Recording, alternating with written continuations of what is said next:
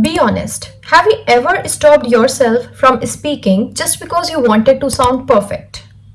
Like you have the words in your head and you are trying to fix every word to fix every sentence that in the end, when it is your turn, you just stayed quiet. Okay, so the thing is that we think communication is about perfect words, perfect sentences, and with the perfect grammar. But because of that, we end up with not speaking at all. We overthink, we hesitate, and we lose the moment.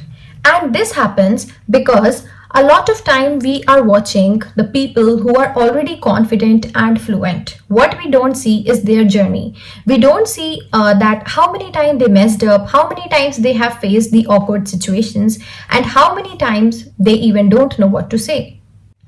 Have you ever seen someone like Ranveer Singh? Like the way he sounds, like the way he speaks, that feels so expressive and so confident. You know why? Because he is not trying to be too much fluent. It's just, he is just himself.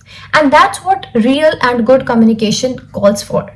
You had to be natural, you had to try. It's not about that you had to be a very good speaker. It's just about you had to be try, you had to be natural. Whatever you are having inside you, just be outside as like that. And that is already calls for a good communication. So expecting ourselves to be perfect from the day one, that just doesn't make any sense. It's not about perfection, it's all about expression.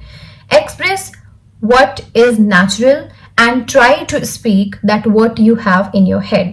So maybe next time, instead of trying to be perfect, we can just try to be real because people love reality more than the perfection.